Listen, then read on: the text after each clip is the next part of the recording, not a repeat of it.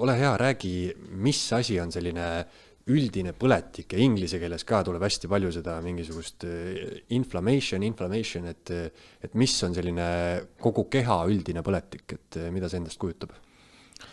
No põletik on selline vana meditsiinikooli mõiste. Läheb sinna patoloogia algusaegadesse ja on omad sellised kindlad tunnused, kuidas seda põletikku määratletakse.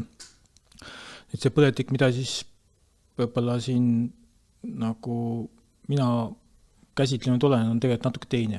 Et see on seotud peamiselt sellise madala põletikuga, on selline termin olemas nagu isegi nagu madal äge. See pigem seondub sellega, et kui inimesed vananevad, siis nende kudedes tekib või tõuseb selline üldisem põletikufoon. See ei ole selline tugev põletik, mis on nagu haava korral või kopsupõletiku puhul. Ta on võib-olla isegi natuke märkamatu, aga detekteeritav siis, ütleme, nii inimeses kui ka siis vananemise puhul uuritakse väga palju erinevaid modelloomi, tavaline on hiir või siis ka teised loomad. Et see on nagu täiesti täheldatud ja selle põhjal on siis kujunenud ka teatud selline arusaamine, mis inimeses toimub siis, kui ta vanemaks jääb, et mis muutused seal toimuvad ja kuidas see põletik nagu selles organismis tekib. Et ta natuke teistmoodi mõiste, kui selline äge, ütleme, väga tugev haava või selline bakteriaalsest infektsioonist tekkinud põletik.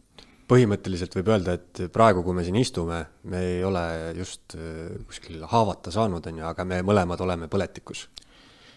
No põletikus võib-olla liiga karmilt öeldud, aga mõnes mõttes see, nagu see foon kasvab vanusega, eriti ta arvatakse, et ta tõuseb just sellise peale 50 eluaastat.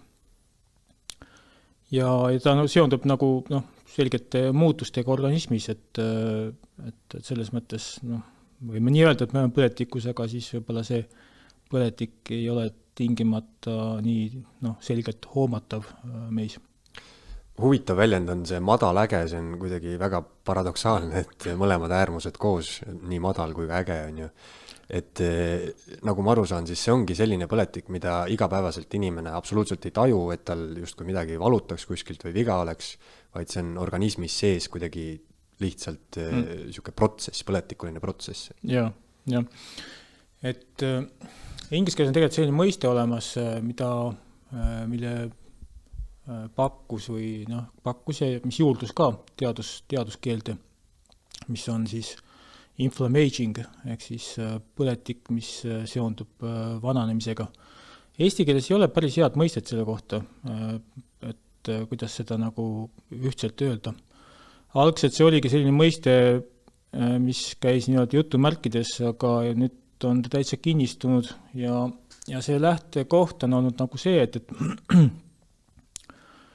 et kui nüüd vaadata vananemisprotsessi, siis inimesed, ja tegelikult mitte ainult inimesed, aga siis kõik loomad, ütleme, kõrgemad loomad nagu imetajadki, neis siis vanusega kasvab oluliselt erinevate haiguste riskid. Et see on siis kardiovaskulaarsed haigused, sinna alla käivad ka neurodegeneratiivsed haigused nagu Alzheimeri haigus, mis on siis mälukaotus, eks ole, ühtviisi neeruprobleemid ja üks kõige tuntumaid vast siis ka teist tüüpi suhkrutõbi. Ja kõigil nendel haigustel on, ja teistel ka, et ütleme osteoartriit ja reumatoidne artriit, mis on nagu liigeste põletikus haigused. Neil kõigil on nagu see komponent, et esiteks nad siis tekivad nagu vanusega koos. Ja see kasv, nagu nende riski, nagu nende tekkimise risk kasvab siis peaaegu eksponentsiaalselt peale 50 eluaastat.